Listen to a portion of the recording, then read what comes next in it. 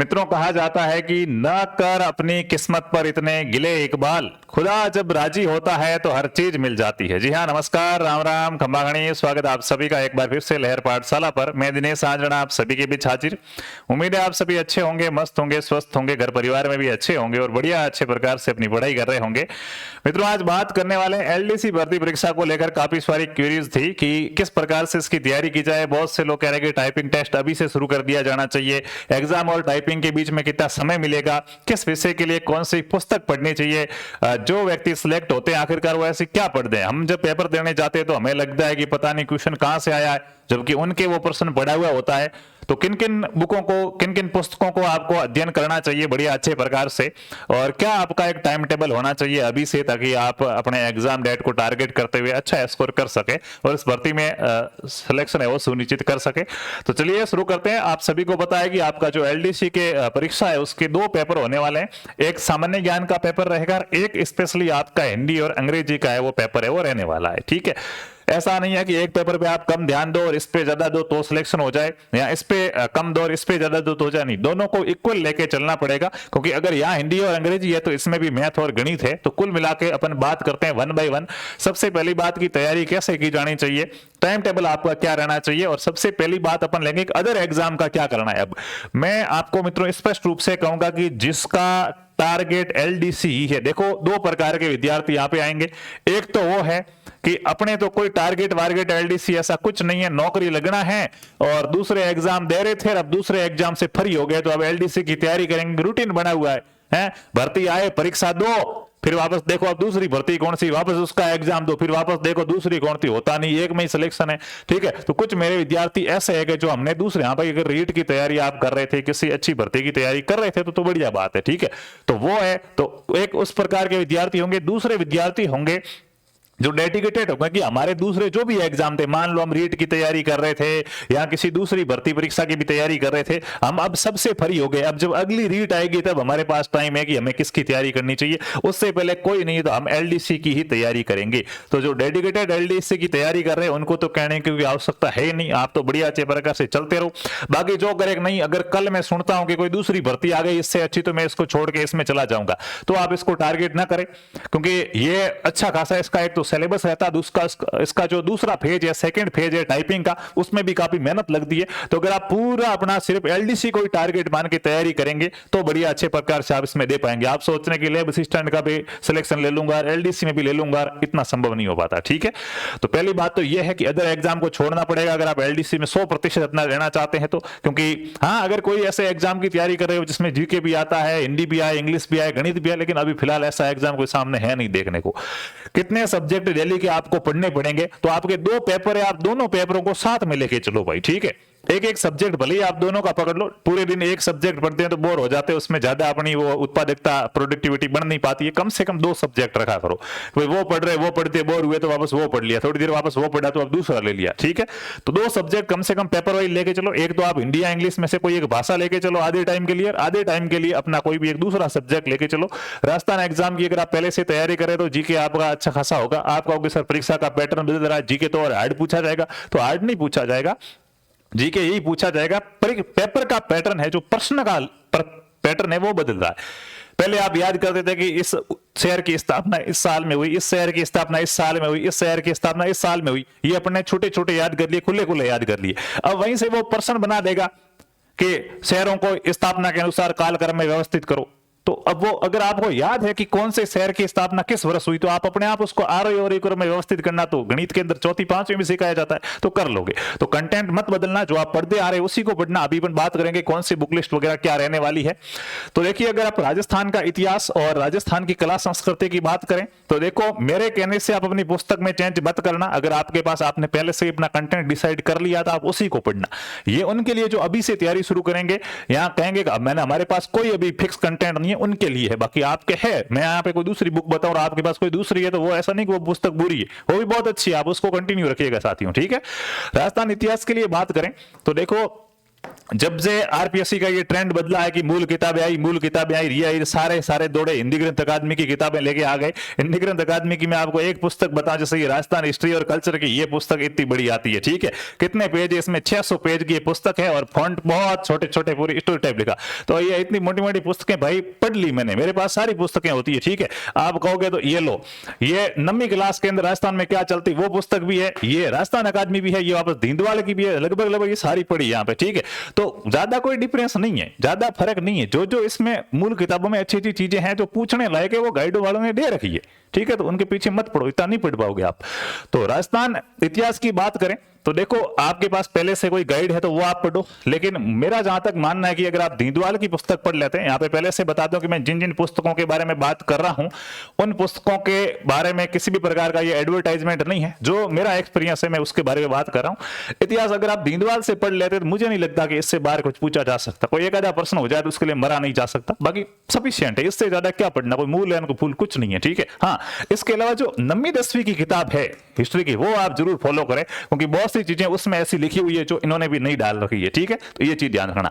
कला संस्कृति है, कला संस्कृति में आप दीनदयाल पढ़ पाओ तो और अच्छा है। इसके अलावा यहाँ पे पैनरमा की किताब भी काफी अच्छी मानी जाती है, पैनरमा की किताब है वो भी बढ़िया अच्छी और डिटेल होती है। दोनों में से कोई एक, दोनों भी नहीं लानी है, दोनों में से कोई एक पुस्तक है उसको आप फॉलो कर सकते हैं। दूसरी बात, बहुत से साथी कहेंगे कि हमारे पास तो किसी भी कोचिंग के नोट्स है, हम उन नोट्स से पढ़ लें तो नोट्स प्लस फिर आप एमसीक्यू लगाना, ज्यादा से ज्यादा सिर्फ नोट्स के भरोसे मत रहना। ये किताब चलो आपके पास नहीं है, सिर्फ और सिर्फ नोट्स है, तो आप उस कोचिंग के नोट्स और उसके साथ में जो दिशा 2020 की पुस्तकें आती है जिसमें पिछले वर्षों के पेपर होते हैं वो आप फॉलो कर लो, सफिशियंट है, ठीक है। बात करते हैं आगे, क्योंकि सब्जेक्ट बहुत ज्यादा है, एक सब्जेक्ट को डीपली से पढ़ने जाएंगे तो दूसरा छूट जाएगा। भारत के भूगोल की यहाँ पे अपन बात करते हैं तो एसएससी के लिए किरण की पुस्तकें चलती है, किरण पब्लिकेशन की, वो आप अच्छे प्रकार से क्या कर सकते हैं, पढ़ सकते हैं। अगर वो आप नहीं पढ़ पाते हैं, अच्छी नहीं लगे आपको, तो एक परीक्षा वाणी की और पुस्तकें चलती है, उनको भी आप पढ़ सकते हैं, ठीक है, परीक्षा वाणी। और वो भी कि नहीं सर 2-3 किताबें बता दो, दोनों में से कोई एक ले आऊंगा। बहुत शॉर्ट और सीमित पढ़ना चाहते हैं तो आप महेश वर्णमाल की एनसीईआरटी की किताबें आती जो सिर्फ एनसीईआरटी पर फोकस होती है, ठीक है। जो एनसीईआरटी में 11th-12th में दे रखा है वही उसमें दे रखा होता है और क्वेश्चन वहां से आ जाते हैं, ठीक है। तो वो आप पढ़ लो, बहुत सफिशियंट है। पूरा भूगोल नहीं है, कुछ सिलेक्टेड टॉपिक है, उनको अच्छे से आप पढ़ लो। राजस्थान के भूगोल की अगर बात की जाए तो क्वेश्चन पिछली बार तो कम पूछे गए, लेकिन इकोनॉमी इसमें साथ में है, तो इसके लिए आपको थोड़ी सी मेहनत करनी होगी कि राजस्थान के भूगोल और इकोनॉमी को करंट अफेयर से जोड़ते हुए इसके लिए आप कोई भी एक अच्छी पुस्तक का चयन कर लो। जैसे यहाँ आप दीनदयाल की पुस्तक है, इसको भी पढ़ सकते हैं, ठीक है। इसके अलावा जो विजय सियाग सर है उनकी मेरिडियन वगैरह ऐसे सिया गया कुछ इसका पता नहीं भाई, ठीक है। तो उनकी भी एक पुस्तक अभी मार्केट में आई है, तो वो भी काफी अच्छी पुस्तक है, उसको भी आप फॉलो है वो कर सकते हैं, लेकिन क्वेश्चन आंसर ज्यादा से ज्यादा लगाना। अब बात रही साइंस की, तो जो साइंस बैकग्राउंड के हैं, जिनके साइंस सब्जेक्ट रहा है, बायोलॉजी सब्जेक्ट रहा है 11th-12th के अंदर, वो है वो अरिहंत की किताब पढ़ो भाई, एनसाइक्लोपीडिया। आपको कि सर वो बहुत बड़ी किताब है, इतनी बड़ी किताब, तो आपका बैकग्राउंड वैसे ही साइंस रहा है तो काफी चीजें तो उसमें से आपको आ रही होगी, कुछ आपको और नया सीखने को मिल जाएगा, ठीक है। जिनके साइंस बैकग्राउंड नहीं रहा है वो लूसेंट की पुस्तक है उसको फॉलो कर सकते हैं, काफी अच्छी पुस्तक है, अच्छे प्रकार से आपके काफी सारे डेटा वो क्लियर हो जाएंगे, ठीक है भाई, ठीक है। उसके बाद बात करते हैं आगे मैथ्स की। तो मैथ्स के अंदर देखिएगा 2 पुस्तकें आपको बताऊंगा, दोनों में से जो अच्छी लगे वो आप ले आना, ठीक है। मैथ में एक पुस्तक रामनिवास माथुरिया सर की चलती है, ठीक है, ठीक है। दूसरी किताब है वो आर.एस. अग्रवाल की चलती है। अगर आपको गणित बिल्कुल भी नहीं आती, बेसिक लेवल है कि मुझे तो शून्य से सीखना है, बेसिक से सीखना है, तो आप आर.एस. अग्रवाल मत लाना, क्योंकि इसका लेवल थोड़ा अच्छा खासा स्टैंडर्ड है, इसमें सूत्र माध्यम से या सीधा समझदार बच्चा वो अच्छे से सीख सकता। लेकिन बिल्कुल नहीं आती अपने को तो ट्रिक के माध्यम से है, पूरी यूं मतलब एक एक चीज को समझाते हुए समझाया गया, वो रामनिवास माथुरिया की मैथ की किताब में समझाया गया है, वो आप लेके आ सकते हैं। और अगर आपका पहले से मैथ स्टैंडर्ड अच्छा है, ये पुस्तक आपने पढ़ी हुई है, तो आप आर.एस. अग्रवाल की ओर जा सकते हैं, इसमें काफी अच्छे अच्छे और लेवल के क्वेश्चन है, तो थोड़ा समझने की आवश्यकता होती है। उसके बाद बात करते हैं अपना अगला पेपर हिंदी और इंग्लिश की, हिंदी और इंग्लिश के अंदर क्या पढ़ना चाहिए। बेसिकली चलो हिंदी में तो फिर भी है, इंग्लिश के अंदर ऐसा क्या किया जाए, ठीक है। तो इंग्लिश के लिए दोस्तों देखिएगा, पुस्तक भी बता दूंगा, बाकी आपको यहाँ पे थोड़ा समझना पड़ेगा, क्योंकि जिनको इंग्लिश आती है उनको आती है, जिनको नहीं आती है उनको नहीं आती है, सीधा सा खेल है, ठीक है। तो इंग्लिश के लिए मैं आपको बता दूं कि हो सके तो आप किसी भी एक टीचर को फॉलो कीजिए, यूट्यूब पे वगैरह या एप्लीकेशन में भी अगर उनका कोर्स मिलता है तो जहां से भी आपको लगे कि ये शिक्षक है वो इंग्लिश अच्छी पढ़ाता, उनको आप फॉलो कर लीजिए। फिर दूसरे शिक्षक की ओर देखना ही मत, उनकी किताब है तो वही पढ़ना, सब कुछ मतलब एक जगह करना। ज्यादा जगह इंग्लिश जाओगे, सबके पढ़ाने का तरीका अलग अलग है, फंस जाओगे। ठीक है, तो क्या करना है, कोई भी एक टीचर को आप फॉलो कर सकते हैं ताकि समझ में अच्छे से आ पाए आपको। ठीक है, जैसे मैं बात करूं कि इंग्लिश के अंदर सर आपने कहां से इंग्लिश पढ़ी, या आपको अगर इंग्लिश थोड़ा बहुत भी कुछ भी आप अगर पढ़ा भी पाते हैं तो कहां से कहां से आपने पहली बार इंग्लिश पढ़ी? तो मैंने इंग्लिश बहुत से लोगों से पढ़ी हुई है। ठीक है, लेकिन अगर इंग्लिश पढ़ाने का तरीका अगर सबसे अच्छा लगा तो वो लाल सिंह कविया सर है, जो काफी अच्छे पढ़ाते हैं। ठीक है, हालांकि अभी फिलहाल पढ़ाते हैं नहीं पढ़ाते हैं, देख लेना, आप यूट्यूब पे सर्च कर लेना, मिल जाएंगे वीडियो, काफी अच्छे तरीके से बेसिक से समझा लेते हैं, वो आप पढ़ लेना। किताब की बात करें तो देखिए, राजस्थान के लिए तो आप लुसेंट की भी किताब ला सकते हैं, इंग्लिश की आती है, बाकी पैरामाउंट की किताब भी आती है, हालांकि एसएससी के लिए ज्यादा पढ़ी जाती है। तो ये किताब भी बेसिक लेवल में, दोनों में से कोई भी एक पुस्तक आप इंग्लिश की भी ला सकते हैं। ठीक है, हाँ, उसके बाद बात करते हैं हिंदी की। तो हिंदी के अंदर देखो, राघव प्रकाश की पुस्तक सफिशिएंट है, ऐसा ही तक इसको पढ़ा जाता है। एलडीसी में भी ये बहुत बढ़िया अच्छी है, राघव प्रकाश सर की जो पुस्तक आती है सफिशिएंट है, उसको आप अच्छे प्रकार से पढ़ लो भाई। ठीक है, बस इसके अलावा आपको कुछ भी पढ़ने की आवश्यकता नहीं है। ज्यादा पुस्तकें रखोगे पढ़ एक भी नहीं पाओगे, आधी आधी 2 पुस्तकें पढ़ोगे, इससे अच्छा एक पुस्तक को 2 बार पढ़ो, वो ज्यादा फायदा देगी। ठीक है, तो ये अच्छे प्रकार से आपको बता दिया। बाकी हमारी अगर कोई एलडीसी की टेस्ट सीरीज वगैरह आएगी तो वो आरपी स्टडी ऐप के अंदर आएगी। आप भी या आपके भाई बहन भी इन भर्तियों में से किसी भी भर्ती परीक्षा की तैयारी कर रहे हैं तो प्ले स्टोर से आरपी स्टडी ऐप है, वो जरूर डाउनलोड कर ले। एलडीसी का वगैरह जो भी हमारी ओर से जो भी स्टडी मटेरियल होगा, जैसे एलडीसी के सिलेबस इसके अंदर अपलोड है, पिछले वर्षों में पेपर हुए हैं वो पेपर इसके अंदर डाले हुए, तो आप वहां से चेक कर सकते हैं। टेलीग्राम पे लहर पाठशाला नाम से हमारा चैनल है, इसको आप सब्सक्राइब कर लो ताकि एलडीसी संबंधित और भी जो जानकारी होगी वो आपको मिल पाए। तो सीधी सी बात है कि एलडीसी की तैयारी कर रहे हो, कंपटीशन ज्यादा होगा। दूसरी बात है कि टाइपिंग है वो कब से शुरू करनी है, तो देखो पहले पढ़ाई भी ध्यान दो। अगर आपका पहले स्टेप में सिलेक्शन नहीं होगा तो टाइपिंग कहां जाके करोगे? टाइपिंग में आप बहुत तेज बन गए, मान लो 3 काम एक साथ नहीं होंगे, पेपर फर्स्ट को लेकर चलना है, सेकंड को लेकर चलना है, टाइपिंग भी सीखना, इतना नहीं कर पाओगे। ठीक है, फिलहाल आप सिर्फ और सिर्फ अपनी पढ़ाई पे ध्यान दो। जब आपको लगे कि अब मैं सिलेक्शन के लायक हो गया हूं, आपको खुद को पता चल जाता भाई कि अपना सिलेक्शन होगा या नहीं होगा। दुनिया को अपन भले कुछ कहे, लेकिन पढ़ाई करते तब पता चल जाता है।